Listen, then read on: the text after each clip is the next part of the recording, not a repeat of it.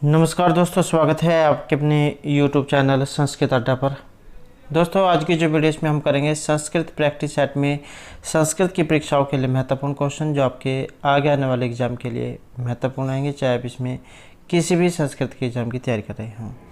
और अगर आपने हमारी इससे पहले वाली वीडियो नहीं देखी है तो इसे आप आई बटन पर क्लिक करके देख सकते हैं, या फिर हमारे चैनल की जो प्लेलिस्ट है वहाँ पर जाकर आप अभी तक के जितने भी वीडियो हैं सभी को आप देख सकते हैं। और वीडियो शुरू करने से पहले अगर आपने अभी तक हमारे चैनल को सब्सक्राइब नहीं किया तो सब्सक्राइब कर ले, और साथ में घंटे वाले कोने से दबाकर आप ऑल पे क्लिक जरूर कर लीजिएगा, जिससे आपको हमारे आने वाली जो वीडियो उसकी नोटिफिकेशन मिलती रहेगी। और दोस्तों, वीडियो को लाइक, कमेंट और शेयर जरूर कीजिएगा। और आप हमारा जो दूसरा चैनल है रीडिंग लवर्स के नाम से, इसे भी सब्सक्राइब कर सकते हैं, क्योंकि जो भी कोई नई वैकेंसी है इससे संबंधित महत्वपूर्ण जो अपडेट आती है तो इस चैनल पर हम डालते रहते हैं। उसका जो लिंक है आपको इस वीडियो के डिस्क्रिप्शन में मिल जाएगा, तो वहाँ से आप हमारे चैनल पर पहुँच जाओगे, या फिर जहाँ पर रीडिंग लवर्स नाम से सर्च करके भी हमारे चैनल पर पहुँच सकते हैं। तो महत्वपूर्ण अपडेट के लिए आप इस चैनल को सब्सक्राइब जरूर कर लीजिएगा। तो हमारा जो यहाँ पर पहला जो क्वेश्चन आया है, कार्यम व साधेयम देह व पातीयम इदम सारगर्भिता प्रतिज्ञाम कस्मिन् अस्ति। यहाँ पर यह कि पंक्ति आई है और कहाँ से ये ली गई है, किन के द्वारा ये कही गई है, या फिर क्या इसमें कहा गया है। तो बहुत से क्वेश्चन जो एग्जाम में एक ही सूक्ति से पूछ लिए जा सकते हैं। तो बात करें इस सूक्ति की, तो शिवराज विजय आपने पढ़ा होगा, पंडित अंबिका दत्त व्यास जो उनके द्वारा जो रचित है, तो उसमें से ये ली गई है। अब यहाँ पर ये एक प्रतिज्ञा की जाती है कि या तो मैं कार्य को सिद्ध करूँगा या फिर अपने देह का त्याग कर दूंगा। तो ये जो प्रतिज्ञा जो है ये इनमें से किन के द्वारा की गई थी। तो इसमें जो हमारा सी आंसर है ऑप्शन रहेगा डी, शिवाजी जो है इन्होंने ये प्रतिज्ञा की थी, ये तो मैं इस कार्य को पूर्ण करूंगा या फिर अपना जो देह त्याग है उसको कर दूंगा। और पंडित अंबिका दत्त व्यास जो उनके द्वारा रचित आपका शिवराज विजय, और अंबिका दत्त व्यास जो है ये राजस्थान के निवासी थे। इनके पितामह का नाम राजाराम शास्त्री, पिता का नाम दुर्गादत्त है, और जन्म इनका हुआ था 1915 और मृत्यु हुई थी ये संवत 1957 विक्रम संवत 1900 में। नवरात्रि के दिन इनका जन्म हुआ था, तो इसी कारण जो इनका नाम अंबिका दत्त ये रखा गया था।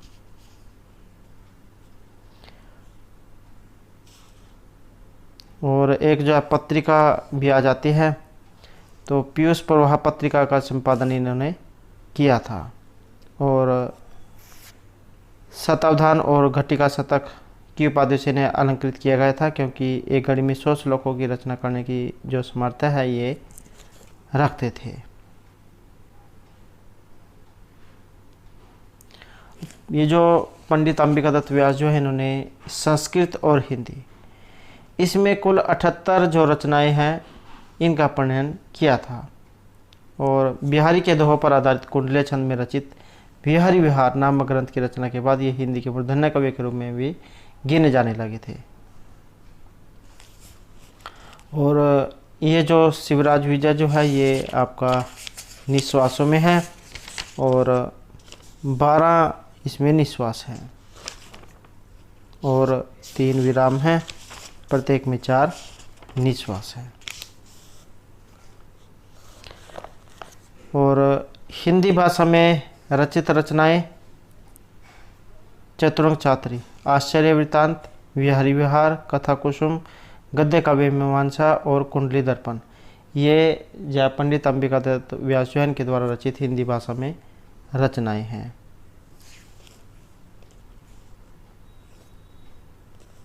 और ये अभिनव बाण, भारत रत्न, भारत भूषण, घटिका शतक, शतक अवधान, तो इन उपाधि से इन्हें अलंकृत किया जा चुका है। नेक्स्ट हमारा यहाँ पर क्वेश्चन है, पंडित अंबिका दत्त व्यास निम्नलिखितेषु कस्य उपाधि न विभूषित है। तो यहाँ पर एक उपाधि नहीं दी गई थी, जैसे कि हमने पहले वाले जो क्वेश्चन है इसमें पढ़ा है कि इनको कुछ जो उपाधियाँ दी गई थी, तो इनमें से एक उपाधि नहीं है, और वो कौन सी है। तो यहाँ पर जो माना गया है ऑप्शन डी हमारा रहेगा। मीमांसक जो है ये उपाधि यहाँ पर इनमें से नहीं है।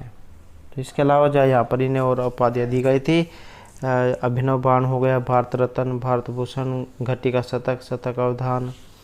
तो इन सभी उपाधियों से इन्हें अलंकृत किया जा चुका है। नेक्स्ट है हमारे यहाँ पर शिवराज विजयम काव्यस्य समारंभ भवति। ये जो शिवराज विजय जो है इस काव्य का आरंभ होता है। तो इसका आरंभ इनमें से किसके साथ होता है, किस घटना से होता है? और यहाँ पर रहेगा हमारा ऑप्शन सी, सूर्योदय वर्णन। तो सूर्योदय जो है इसके आगमन से, उदय होने से इस काव्य का आरंभ होता है। नेक्स्ट क्वेश्चन हमारे यहाँ पर एक ये इसमें से लाइन ली गई है, श्लोक कह सकते हैं या फिर पद्यांश या गद्यांश। रात्रि गमिष्यति भविष्यति सुप्रभातम भास्वान अनुदेश्यति हंसिष्यति पंकंजलि इत्थम विचिन्तयन्ति कौसत गते दीव्रेफ हंत नलिनी गज उज्जहार श्लोक्यस्मिन् कौशगद्दिव्रेफ पदेन कवि अभिप्राय अस्ति। तो यहाँ पर यह जो पद्यांश जो श्लोक है इसमें किन के बारे में कहा गया है, और वेरी वेरी इम्पोर्टेंट आप कह सकते हैं। और इसमें क्या कहा गया है कि रात्रि गमिष्यति भविष्यति सुप्रभातम, एक भंवरा जो है उसके बारे में यहाँ पर इसमें बताया गया है। भंवरा क्या होता है, जैसे कमल है, कमल का पान कर रहा होता है और उसमें वो मदमस्त हो जाता है कमल का पान करने में, और रात्रि हो जाती है। आपको पता है कि जैसे रात्रि हो जाती है तो कमल की पंखुड़ियाँ जो वो बंद हो जाती है। तो एक भंवरा जो उसमें उसके अंदर बंद हो जाता है, और बंद होने पर जो भंवरा है वो सोचने लग जाता है कि रात्रि गमिष्यति भविष्यति सुप्रभातम, कि रात्रि चली जाएगी और अगले दिन नया सवेरा होगा, और जब सूर्य जो उदय होगा तब ये पंखुड़ियाँ जो खिल जाएंगी और मैं इनमें से बाहर आ जाऊंगा। तो इस प्रकार से जो है वो भंवरा सोच ही रहा होता है। तभी जो है एक मदमस्त वहाँ पर हाथी आ जाता है, और वो हाथी क्या करता है, उन कमल को तोड़ देता है, उनकी पंखुड़ियों को खा लेता है। तो यही इसमें कहा गया है कि भ्रमर जाओ कमल पुष्प मकरंद पान में लीन था, तभी जब उसकी जो पंखुड़ियाँ है वो बंद हो जाती हैं, कि रात्रि बीत जाएगी, सुंदर सवेरा होगा, सूर्य निकलेगा, कमलों के समूह खिलेंगे, और कमल के दल में बैठे हुए भंवरों की इस प्रकार सोचने पर बड़ा दुख है कि हाथी ने कमलिनी को उखाड़ दिया। तो शिवराज विजय जो है उसी में से ये पद्यांश जो है लिया गया है। और यहाँ पर एक ये शब्द आया है कोशगत द्विरेफ। तो इससे जो यहाँ पर क्या अर्थ लिया गया है, इसका क्या अभिप्राय यहाँ पर लिया गया है, और इसका जो यहाँ पर अर्थ जो है तो ये ऑप्शन बी में रहेगा हमारे। तो इसका संबंध यहाँ पर अफजल खान से लिया गया है। वैसे यह भंवरा जो उसके बारे में है, तो उसके साथ में जो यहाँ पर मैच किया गया है। अफजल खान जो यहाँ पर आंसर इसमें रहेगा। नेक्स्ट है हमारा शिवराज विजय युग व्यापी निद्रात जागृति ही। तो यहाँ पर भी एक ये पंक्ति आई है शिवराज विजय से, और किन के बारे में कही गई है। तो इसका जो संबंध है ये रहेगा हमारा ऑप्शन डी में, योगीराज। तो उनके बारे में यहाँ पर ये कही गई है। योगीराज जो है कहते हैं कि मैं जो है युधिष्ठिर के समय में समाधि लगाकर, और अब जो है विक्रमादित्य के समय में जागा हूँ, और फिर से जो मैं जो है विक्रमादित्य जो है इनके समय में समाधि लगाकर फिर से वहीं पर जा चला जाऊंगा। और तो योगीराज जो उनके बारे में कहा गया है।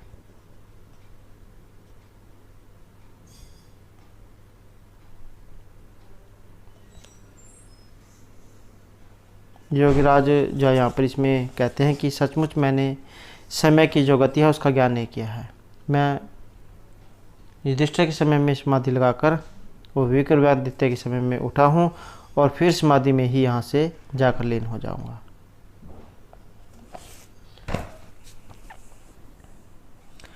नेक्स्ट है हमारा कवचित मंदिराणि भिदन्ते कवचित तुलसी वनानि छिदन्ते कवचित दारा अर्यन्ते कवचित वनानि लुठ्यन्ते धनानि लुठ्यन्ते। गद्यांश कोता करीता है। यहाँ पर एक ये गद्यांश है, उसके अंदर से लाइन ली गई है कि कहीं पर मंदिर जो है उन्हें तोड़ा जा रहा है और कहीं पर जो तुलसी वन है उन्हें नष्ट किया जा रहा है। और कवचित दारा अपहृयन्ते, कहीं पर जो दारा होती है स्त्रियों का अपहरण किया जा रहा है, उन्हें लूटा जा रहा है। और कवचित धनानि लुठ्यन्ते, और कहीं पर धन को लूटा जा रहा है। तो इसका जो संबंध है ये रहेगा हमारा ऑप्शन सी में। शिवराज विजय जो है उसमें से ये जो गद्यांश है लिया गया है। नेक्स्ट है हमारा शिवराज विजय से काव्य विधास्ति। तो यहाँ पर जो शिवराज विजय जो है ये किस प्रकार का काव्य है? अलंकार शास्त्र है, उपन्यास है, महाकाव्य है, ये जंतु कथा साहित्य से लिया गया है। और इसका जो संबंध है ये उपन्यास से है। तो क्या है? ये उपन्यास है और 12 निश्वासों में है और 3 विरामों में है।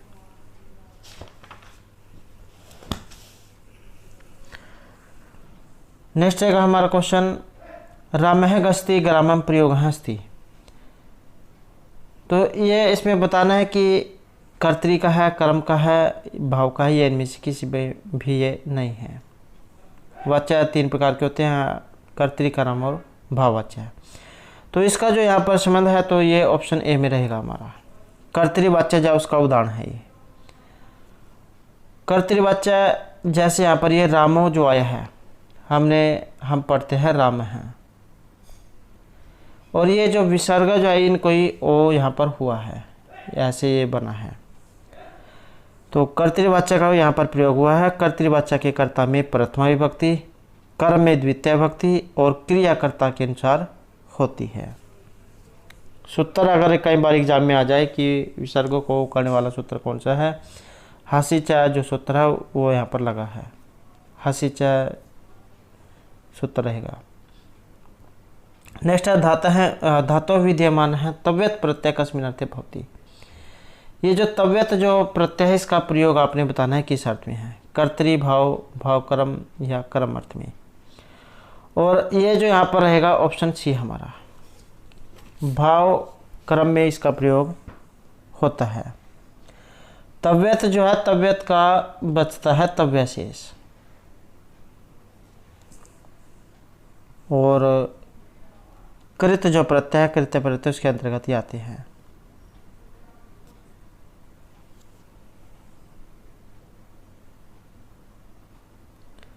नेक्स्ट है हमारा अग्निचित इत्यत्र उपधा संज्ञा अस्ति। ये जो अग्निचित जो है यहाँ पर उपधा संज्ञा होती है, या फिर कई बार एग्जाम में आ जाता है कि उपधा संज्ञा करने वाला सूत्र कौन सा है। अलो अंत्यात् पूर्व उपधा, ये सूत्र आपने पढ़ा होगा। तो अंतिम अल से पूर्व वर्ण की उपधा संज्ञा ये करता है, अलो अंत्यात् पूर्व उपधा। और यहाँ पर किसकी होगी? तो यहाँ पर रहेगा ऑप्शन ए, इत जो होता है उसकी उपधा संज्ञा होती है। नेक्स्ट हमारा अप्रिक संज्ञा। तो ये अप्रिक संज्ञा होती है, ये किसकी होती है, या फिर ये अप्रिक संज्ञा करने वाला भी जो सूत्र है वो कौन सा है? और इसमें जो हमारा रहेगा तो ऑप्शन ए, तो प्रत्यय की संज्ञा करता है। और सूत्र अप्रिक्त एकाल प्रत्यय, एकाल एक वर्ण रूप प्रत्यय की अप्रिक संज्ञा होती है। जैसे आपने पढ़ा होगा शु ओजस में शु जो होता है इस ऊ का लोप होकर स जो शेष बचता है, ऐसे ही तिप्तस जी है ये वाला, पा जो है इसका लोप हो जाता है, ती शेष बचता है, ती के भी जो ई है इसका लोप होकर ता शेष बचता है। तो वही जा यहाँ पर ये बताया गया है, अप्रयुक्त काल प्रत्यय। और इनके अलावा जैसे एक है संहिता संज्ञा करने वाला सूत्र, पर सन्निकर्ष संहिता सूत्र है जो आपकी संहिता संज्ञा करता है। वर्णों के अत्यधिक समीपता की समीप्य को संहिता कहा जाता है, अर्थात समीपता जो हो वहाँ पर संहिता संज्ञा होती है। और गुण संज्ञा करने वाला सूत्र है, अदेंग गुण है, आद गुण है से गुण होता है। वृद्धि संज्ञा करने वाला है वृद्धि रादेच, और वृद्धि रेचि से वृद्धि। अर्थवद अधातुर प्रत्यय प्रातिपदिकम, ये आपका प्रातिपदिक संज्ञा करता है। यो स्त्राख्यो नदी सूत्र है, उसके द्वारा नदी संज्ञा होती है, जितने भी ये बड़ी ई वाले जो है इनकी होती है, गौरी, नदी, वधु। और घी संज्ञा करने वाला शेषो घैसा की एक सूत्र है जो आपकी हर्षो ई जा उनकी करता है। और उपधा करने वाला अप्रयुक्त वाला हमने यहाँ पर कर लिया है इसमें। और एक आ जाता है गति वाला, गतिश्चय सूत्र है जो आपकी गति संज्ञा करता है। और पद संज्ञा करने वाला है सुप्तिगंतम पदम। और विभाषा होती है नैवेति विभाषा सूत्र के द्वारा। टी संज्ञा होती है आपकी अचौंत्यादि टी सूत्र के द्वारा। और प्रगृह संज्ञा होती है इदुद्वेद द्विवचनम प्रगृहम सूत्र के द्वारा। नेक्स्ट है हमारे यहाँ पर अहिन कुलम इति पदे समास अस्ति। यहाँ पर ये कि शब्द आया है अहिन कुलम, तो यहाँ पर इसमें जो समास है ये कौन सा है? समास वाला जो क्वेश्चन है ये भी एक एग्जाम में जरूर आता है। और इसमें जो रहेगा तो ऑप्शन ए हमारा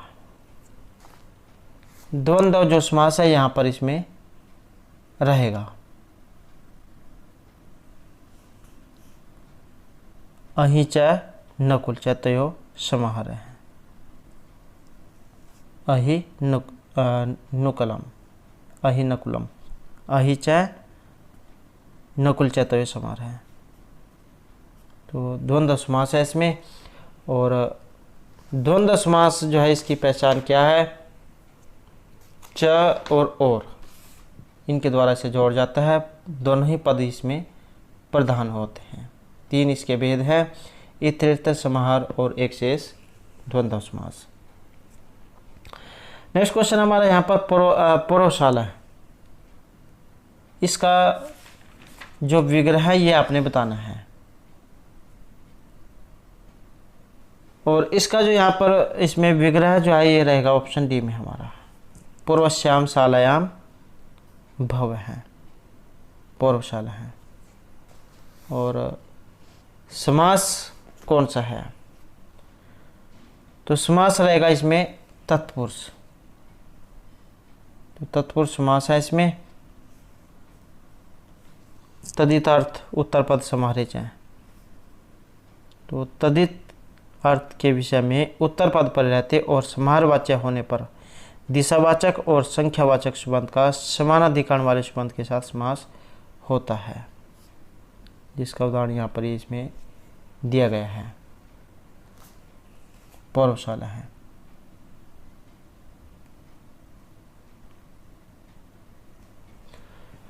नेक्स्ट है हमारा यहाँ पर सप्तऋषि हैं। सप्तऋषि हैं पदे कस्मिन् समासः अस्ति। ये जो सप्तऋषि जो आया है इसमें समास कौन सा है? और यहाँ पर एक ऑप्शन भी हमारा, तो तत्पुरुष जो है यहाँ पर इसमें समास है।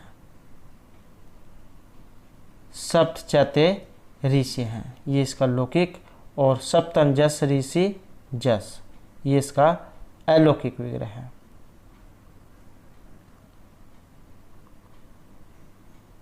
और यहाँ पर जो है इसमें द्विगु जो है ये भी आपको देखने को मिल सकता है।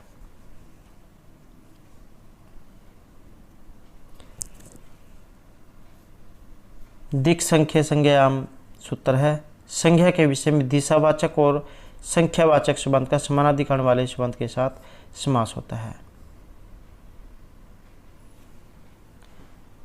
नेक्स्ट है रामकृष्ण कस्मिन समासोक्ति ही। रामकृष्ण जो है यहाँ पर इसमें समास कौन सा है? और इसमें जो यहाँ पर समास है तो ये ऑप्शन सी रहेगा, इतरेतर द्वंद्व समास। इतरेतर द्वंद्व समास क्या होता है कि जहाँ द्वंद्व में आए हुए दोनों पदों का अपना अलग अलग अस्तित्व होता है, तो वहाँ पर इतरेतर द्वंद्व समास होता है, जैसे राम और कृष्ण, या फिर शिव केशव, शिव और केशव, तो ये दोनों नाम अलग अलग है, तो इसी कारण से यहाँ पर एक इतरेतर द्वंद्व समास यहाँ पर रहेगा। नेक्स्ट है हमारा अव्ययभाव समास। सिद्धि संपूर्ण पदे भवति। ये जो अव्ययभाव जो समास है ये आपने बताना है। तो अव्ययभाव समास जो है ये आपने बताना है कि इसके योग में इनमें से क्या रहेगा। और इसमें जो यहाँ पर रहेगा ऑप्शन सी हमारा नपुंसक लिंग जो है इसमें ये आता है। अव्ययभावश एक सूत्र है, इसके अनुसार जो है अव्ययभाव समास ये नपुंसक लिंग में होता है। और अव्ययभाव समास इसकी पहचान क्या है? तो इसमें अव्यय या उपसर्ग जो दिया गया होता है। इस समास के दोनों पदों में से प्रथम पद अव्यय होता है जबकि दूसरा पद संज्ञा होता है, और यही दोनों मिलकर अव्ययभाव समास कहलाते हैं। नेक्स्ट है हमारे यहाँ पर रूपोद्भार्य कस्मिन समासोक्ति। तो यहाँ पर जो इसमें समास आया है ये कौन सा है? रूपोद्भार्य, रूपति भार्या ईशः, ये आपका लौकिक, और रूपदसु भार्यसु ये अलौकिक है। और समास इसमें कौन सा है? तो समास इसमें रहेगा ऑप्शन सी बहुव्रीहि, कि ऐसा कोई व्यक्ति जिसकी पत्नी सुंदर हो। अनेक अन्य पदार्थ है जहाँ से समास होता है आपका बहुव्रीहि समास, कि जिस समास में अनेक वर्तमान पद गौण होकर किसी अन्य पद के विशेषण के रूप में हो जाते हैं, तो वही बहुव्रीहि समास है। या फिर आप इस तरीके से समझ सकते हैं कि जिसमें पूर्व तथा उत्तर पद अप्रधान और अन्य पद प्रधान होते हैं, तो वह बहुव्रीहि समास होता है। कि बहुव्रीहि जो होता है इसमें जितने भी पद होते हैं वे सभी मिलकर किसी दूसरे पद के विशेषण होते हैं। जैसे यहाँ पर हमने इसमें पढ़ा कि रूपोद्भार्य, कि ऐसा कोई व्यक्ति जिसकी पत्नी सुंदर है। नेक्स्ट है व्याघ्रः चर्मणि द्वीपेन हन्ति वाक्य चर्मणि पदे अस्ति। तो यहाँ पर चर्मणि द्वीपेन हन्ति जो है इसमें एक चर्मणि शब्द आया है, और इसके योग में विभक्ति आपने बतानी है कि विभक्ति कौन सी है। कई बार एग्जाम में जो है ये उदाहरण दे दिया जाता है और सूत्र ही पूछ लिया जाता है कि इसमें सूत्र कौन सा लगा है। तो निमित्तात् कर्मयोग एक वार्तिक है जो इसमें लगता है, सप्तमी विभक्ति का प्रयोग होता है कि जिस फल की प्राप्ति के लिए कोई क्रिया की जाती है वह फल यदि उस क्रिया के क्रम से युक्त हो, तब वहाँ पर जो है ये जो आपकी सप्तमी जो विभक्ति है उसका प्रयोग किया जाता है। जैसे यहाँ पर ये दिया गया है व्याघ्रः चर्मणि द्वीपेन हन्ति, तो ऑप्शन ए जो है यहाँ पर इसमें रहेगा।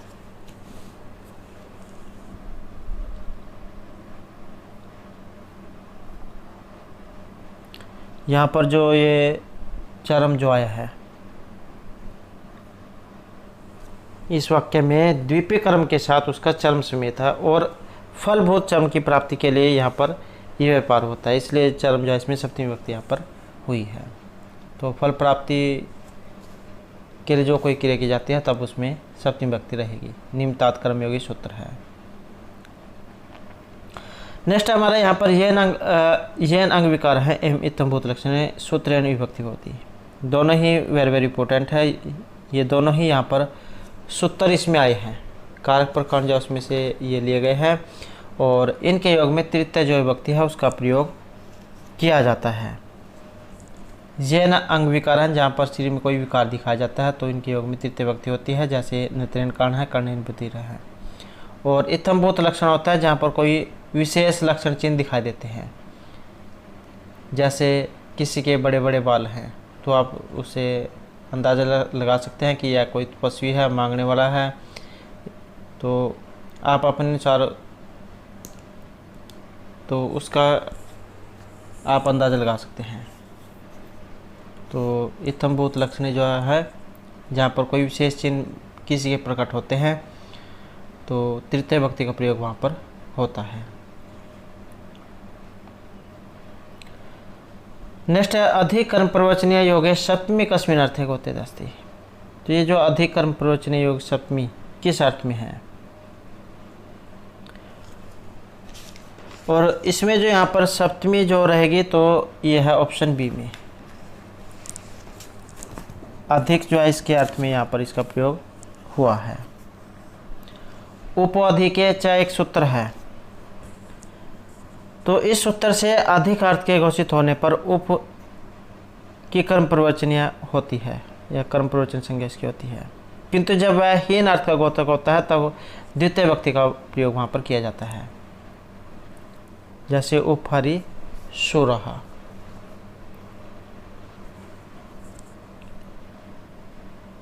या फिर आपने एक और सुना होगा उपरार्थे हरेर गुणः। तो उपाधि के चाहे सूत्र है कि अधिक तथा हीन अर्थ का वाचक होने पर उप भी प्रवचन कहलाता है, किंतु हीन अर्थ का अर्थ लक्षित होने पर द्वितीय होती है, नहीं तो सप्तमी। उप हरिम सुरहा अर्थात देवता हरि से कुछ नीचे पड़ते हैं, और अधिक अर्थ में है उपरार्धे हरेर गुणः। तो यहाँ पर यह अधिक अर्थ जो है इसमें लिया गया है। नेक्स्ट है द्विशब्दस्य शब्द रूपम कैसे वचने से भूयितुं शक्नोति। ये द्विशब्द है, इसका रूप बताना है कि किस में हो सकता है। द्वि का मतलब दो, और जब यहाँ पर दो दिया गया है तो इसके रूप दो किस में बनेंगे, द्वि वाले। और द्वि क्या रहेगा, ऑप्शन सी। तो द्विवचन जो इसी में ये चलेंगे। ये जो पुल्लिंग जो होता है उसमें लिखा जाता है द्वो, ये वाला द्वो।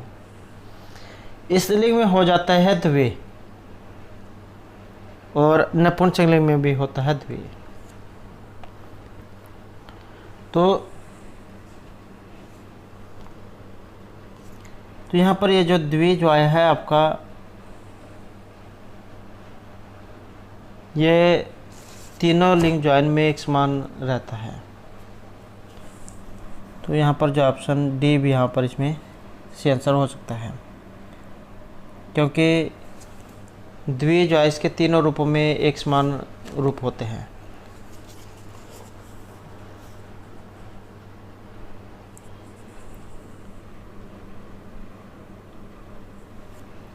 तो ये ऑप्शन डी जो है यहाँ पर इसमें रहेगा। नेक्स्ट है हमारा 13 इति संख्या शब्दस्य संस्कृत रूपम। 13 जो है इसे संस्कृत में किस प्रकार से लिखा जाएगा। तो आसान है क्योंकि शुरू से ही पढ़ते आ रहे हैं, तो ऑप्शन सी यहाँ पर रहेगा 13। नेक्स्ट है यहाँ पर सर्व शब्द। तो सर्व शब्द है और इसका बताना है कि यहाँ पर किस में बनेगा। इसके आगे जो है यहाँ पर कोई पुल्लिंग स्त्रीलिंग नपुंसकलिंग नहीं दिया गया है, तो इसका मतलब है कि ये रूप जो है यहाँ पर पुल्लिंग के हैं। तो पंचमी में बताना है कि इसमें कौन सा बनेगा, और पंचमी में बनेगा ऑप्शन ए हमारा सर्वस्मात्। सर्वस्मात् सर्वाभ्याम सर्वेभ्य है, ये आपके पंचमी के हैं।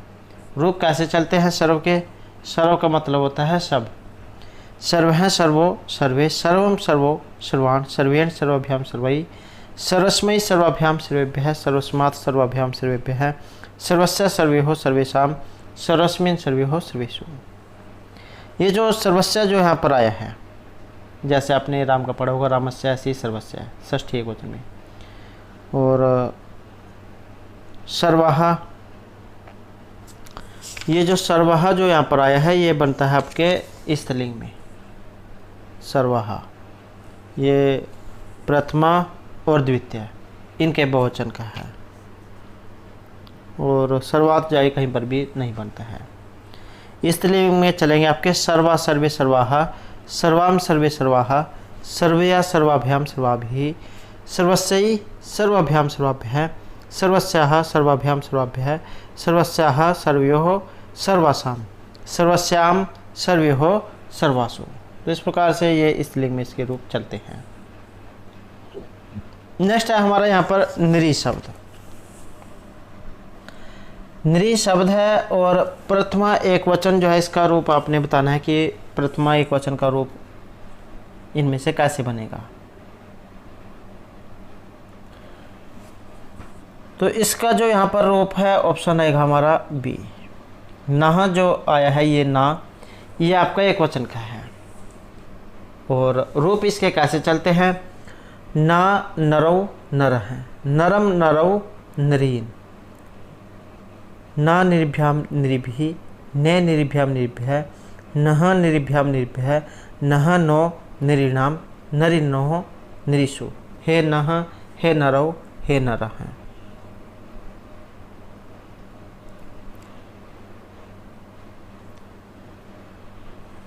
नेक्स्ट है हमारे यहाँ पर चतुराशीतिः अधोलिखितेषु का।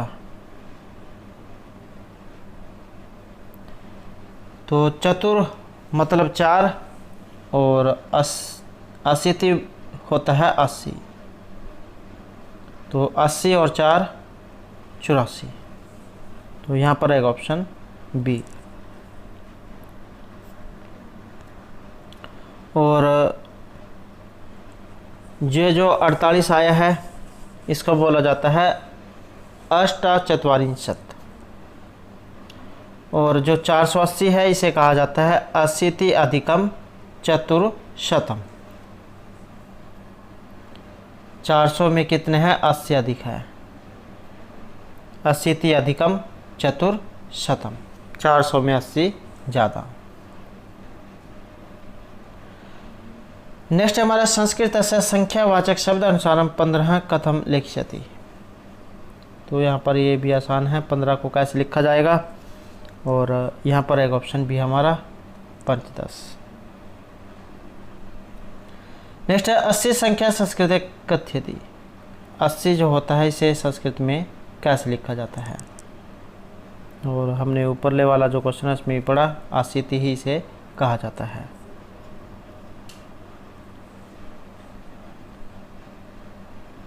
नेक्स्ट है शो आदि पंच प्रत्ययनाम का संज्ञा। ये यण संधि यहाँ पर रहेगी। ये कोई नीचे आपने सूत्र पढ़ा होगा, तो जो यण करता है ई को या, ऊ को वा, री को रा, री को ला। तो ये शो आदि जो है यहाँ पर इनकी संज्ञा इनमें कौन सी होगी। शो, औ, जस, अम, औ, ये 5 हैं। तो इन 5 प्रत्यय की होती है सर्वनाम संख्या।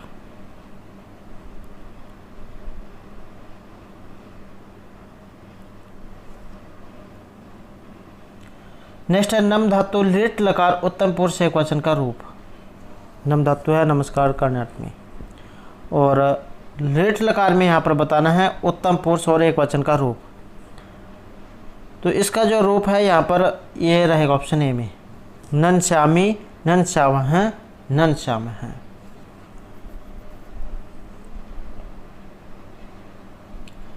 नेक्स्ट है हमारा लकार वेदेषु केवलम वेदे प्राप्यते। तो इनमें से जो लकार जो है बताना है कि केवल वेद में प्रयुक्त होता है। 10 जो आपके लकार हैं, तो वेद में जो है केवल ये लेट जो लकार है इसी का प्रयोग किया जाता है। नेक्स्ट हमारा भू धातु है लुंग लकार प्रथम पुरुष और एक वचन का रूप। ये आपकी एद धातु हो गई भू धातु। तो इनमें से एक एग्ज़ाम में जरूर आता है। ए धातु जो है इसमें से तो जरूर आता ही आता है, एद और भू में से। तो लुंग लकार जो है इसका बताना है, और लुंग लकार का रहेगा ऑप्शन ए। तो अभूत जो है यहाँ पर बनेगा अभूत, अभूताम, अभुवन, अभुहु, अभूतम, अभूत, अभुवम, अभू, अभूम। तो इस प्रकार से ये चलते हैं, और ये बभू जो है ये आपका लेट लकार में बनता है एक वचन में।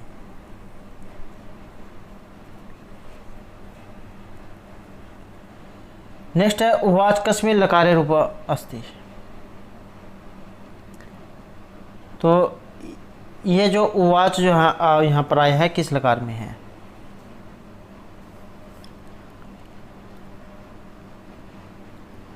और इसका जो रहेगा तो ऑप्शन बी हमारा लेट लकार में। ब्रू धातु है ये वाली, ब्रू धातु बोलने अर्थ में, और लेट लकार जो उसका रूप है ये। नेक्स्ट है विघाताय कस्मिन् धातु। यहाँ पर इसमें जो मूल जो धातु है वो कौन सी आई है? हानि से धातु है यहाँ पर, और ऑप्शन बी रहेगा बी।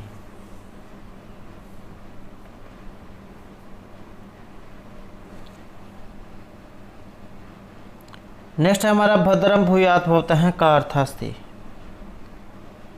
तो इसका अर्थ यहाँ पर क्या है? भद्र होता है कल्याण करना, भवतः आपका, कि आपका कल्याण हो, मतलब आपका भला हो। नेक्स्ट है ऊंचाई इत्यस्य स्वरूपम अस्ति। ये जो ऊंचाई जो यहाँ पर आया है इसका स्वरूप किस प्रकार का है? और ये जो ऊंचाई जो आया है ये होते हैं अव्यय। और अव्यय क्या होते हैं? तो अव्यय वे शब्द होते हैं जो किसी भी लिंग विभक्ति वचन के कारण जिनमें कोई परिवर्तन नहीं होता है, जो वैसे के वैसे ही रहते हैं, तो वे होते हैं आपके अव्यय। नेक्स्ट है नारी भी आभूषणानि धार्यन्ते वाच्य परिवर्तन वाक्यम भवति। तो वाच्य परिवर्तन यहाँ पर बताना है, और इसमें जो रहेगा ये है हमारा ऑप्शन डी, नारी हैं आभूषणानि धार्यन्ति। क्रम की प्रधानता होने पर सकर्मक धातुओं से कर्मवाच्य होता है, और कर्मवाच्य के अनुक्त कर्ता में तृतीय भक्ति होती है। नेक्स्ट है गुरुः छात्रेण सह विद्यालयं गच्छति। कर्मवाच्य भवति, और इसमें रहेगा ये ऑप्शन डी, गुरुणा छात्रेण सह विद्यालयं गम्यते। सह जो होता है सह साकम सार्धम समम, तो इनके योग में तृतीय जो विभक्ति है उसका प्रयोग किया जाता है। शिष्य है गुरुणा सह विद्यालयं गच्छति, या गुरुः छात्रेण सह विद्यालयं गच्छति।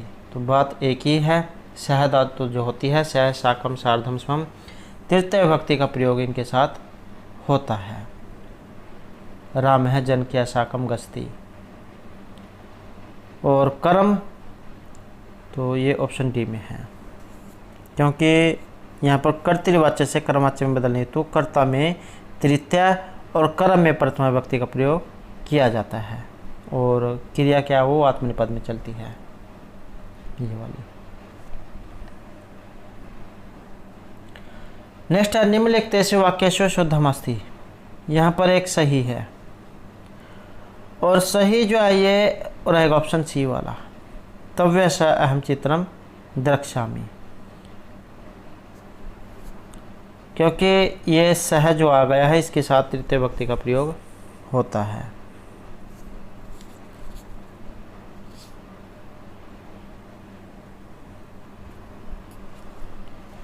नेक्स्ट है निम्नलिखितेषु किम वाक्येषु शुद्धम् अस्ति। यहाँ पर भी एक सही बताना है कि सही यहाँ पर इनमें कौन सा है, और यहाँ पर जो इसमें सही है तो ये ऑप्शन ए है, अध्ययनात् पराज्यते। और जैसे यहाँ पर ये इसका उदाहरण है, एग्जाम में इसका सूत्र आ जाता है या विभक्ति पूछ ली जाती है कि कौन सी विभक्ति यहाँ पर रहेगी और सूत्र कौन सा है। तो प्राजेर सोड़ है, आपने एक सूत्र पढ़ा होगा, प्रापूर्वक जी धातु के प्रापूर्वक जिस धातु के प्रयोग में जो ऐसा ही होता है उसकी अपदान संज्ञा होती है। जैसे अध्ययनात् प्राज्यते, मतलब है पढ़ाई से भागता है, अध्ययन से भागता है। तो ये पढ़ाई क्या है उसके लिए कष्टकारक है। वैसे तो सभी जो पढ़ाई से दूर भागते हैं, जैसे ही बुक लेकर आगे बैठते हैं तभी नींद आनी शुरू हो जाती है। तो प्राजेर सोड़ा सूत्र है, पंचमी विभक्ति का प्रयोग होता है। कुछ आप इस तरीके से भी देख सकते हैं, ये प्रापूर्वक जी धातु है जिसके योग में यहाँ पर रह गए हैं। और जैसे रामात होता है ऐसे ही अध्ययनात्। नेक्स्ट हमारा 5 का है, इति पदे धातु प्रत्यय योगास्ति। 5 का है जो यहाँ पर आया है, इसमें धातु प्रत्यय बताना है कौन सा है। 5 का है जो इसमें पच धातु है और अणवोल प्रत्यय है, अण और अल्ला, ये जो ल और अण इसका लोप हो जाता है, वो शेष बचता है। युवर ना को एक सूत्र है जो वो को अक करता है, वो को अक हो गया और उसके बाद वृद्धि होती है अचोणिति सूत्र से, तो उसके बाद ये आपका 5 का है रूप बनता है। नेक्स्ट है आशाबंध है, कुसुम सदी संप्राय है, अंगना नाम सिद्ध है, पातिपर्णी हृदय में प्रयोग है। तो यहाँ पर इसमें अलंकार पूछा गया है कि अलंकार इसमें कौन सा है। आशा का बंधन जो होता है बड़े से बड़े दुख को भी सहन करा देता है। तो यहाँ पर अलंकार की बात करें तो ऑप्शन डी यहाँ पर रहेगा। अर्थांतर न्यास जो अलंकार है उसका प्रयोग यहाँ पर हुआ है, जहाँ पर सामान्य का विशेष के द्वारा या विशेष का सामान्य के साथ समर्थन होता है, तो वहाँ पर अर्थांतर न्यास अलंकार होता है। और ये जो अलंकार जो है ये हमारे द्वारा पहले भी कराए गए हैं, तो इनके बारे में अगर आप ये क्वेश्चन वगैरह देखना चाहते हैं तो इसे आप हमारे चैनल की जो प्लेलिस्ट है वहाँ पर जाकर आप देख सकते हैं। वहाँ पर जो आपको ये सभी वीडियो मिल जाएंगी। नेक्स्ट क्वेश्चन है हमारा यहाँ पर, मेघदूते यक्ष हैं कुत्रवस्ति चक्रे। जब मेघदूत में यक्ष को श्राप दे दिया जाता है कुबेर के द्वारा, धन का स्वामी जो कुबेर है, तब उनके श्राप देने के बाद जो है ये कहाँ पर जाकर रहने लग जाते हैं। और इसमें रहेगा ऑप्शन ए हमारा, रामगिरी जो पर्वत है आश्रम है वहाँ पर। और कितने समय के लिए श्राप दिया जाता है, तो 1 साल के लिए। और उसके बाद फिर जो है इन्हें अपनी जो प्रियतमा जो है पत्नी उसकी याद सताने लग जाती है, तब उसी के पास जो है ये मेघदूत के रूप में अपना संदेश लेकर भेजते हैं, जिसके ऊपर जो है नाम ये रखा गया है मेघदूत, मेघदूत के रूप में। नेक्स्ट है श्यामस्वंगम चकित हरिणी प्रेक्षण दृष्टिपातम इति पदांश कस्मिन् ग्रंथे उपलब्ध है। तो ये कहाँ से लिया गया है, एक ये श्लोक है पद्यांश, और इसका जो संबंध है तो ये ऑप्शन सी अर्थात मेघदूत से। मेघदूत क्या है, खंड काव्य है और पूर्वार्ध उत्तरार्ध जो भाग है उसमें ये बटा हुआ है। महर्षि कालिदास जो उनके द्वारा रचित आपका मेघदूत, और वियोग श्रृंगार वियोग रस है इसमें।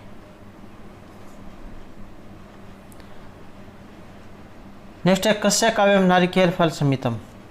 इनमें से ऐसे कौन से काव्य हैं जिनके फल जो नारियल के समान माने गए हैं। जिस प्रकार नारियल का फल आपने देखा होगा बाहर से कितना हार्ड कितना कठोर होता है, लेकिन अंदर से वो उतना ही नरम होता है। तो इस प्रकार के जो यहाँ पर वचन है ये महर्षि भारवी के माने गए हैं। और महर्षि भारवी जौन अर्थ गौरव के लिए जाना जाता है।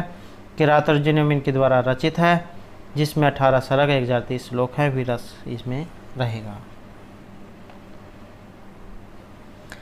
नेक्स्ट है किरातार्जुनीयम महाकाव्य कथा वस्तु कुतः गृहीतम। ये जो किरातार्जुनीयम जो महाकाव्य है बृहत्त्रयी के अंतर्गत ही गिना जाता है। और इसकी कथा वस्तु ये कहाँ से ली गई है? महाभारत से ली गई है, क्योंकि महाभारत भी बहुत बड़ा है, 18 पर्वों में है ये। अब महाभारत के जो 18 पर्व उनके अंतर्गत ये इनमें से किस में से लिया गया है? और ये लिया गया है वन पर्व से। नेक्स्ट है एनम कवि नाम इह चक्रवर्ती तिवदंती उपस्थित है। तो ये इनमें से किन के लिए आई है? और इसका जो संबंध है ये महर्षि बाणभट्ट से है। तो जो आचार्य सौढल जो उन्होंने इसमें कहा था कि बाणभट्ट जो 7वीं शताब्दी के संस्कृत गद्य साहित्य के सम्राट हैं।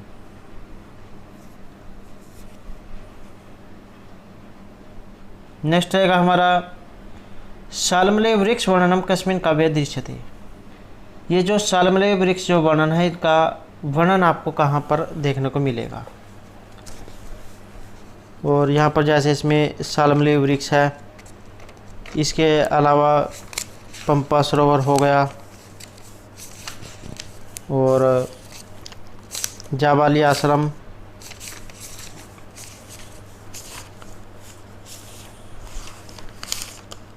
तो ये इनके बारे में जो है आपको देखने को मिल सकता है। शाल्मलेय वृक्ष का इसके बारे में बहुत ज़्यादा जो एग्ज़ाम में पूछा जाता है। और ये आपके कादम्बरी जो उसमें से ली गई है, जो महर्षि बाणभट्ट जो उनके द्वारा रचित है। विंध्याटवी, शाल्मलेय वृक्ष, जाबाली आश्रम, अछोत सरोवर, पंपा सरोवर, विदिशा, उज्जैनी, तो ये सभी जो आपके कादम्बरी में आए हैं। और कादम्बरी की एक कथा है, 2 खंडों में ये बटी हुई है, श्रृंगार रस है इसमें। नेक्स्ट क्वेश्चन हमारा न ही गण्यति क्षुद्र है जंतु परिग्रह फलगुता इत्यस्मिन् श्लोकांशे गण्यति तात्पर्य अस्ति। तो यहाँ पर एक ये गण्यति शब्द आया है, इसका अर्थ यहाँ पर क्या लिया गया है? और इसका जो यहाँ पर अर्थ लिया गया है तो ये ऑप्शन बी में रहेगा, अर्थात विचार करने से इसका अर्थ लिया गया है। क्षुद्र जन फल प्राप्ति में विचार नहीं करते, उनका जो एकमात्र उद्देश्य है वो फल को प्राप्त करना होता है।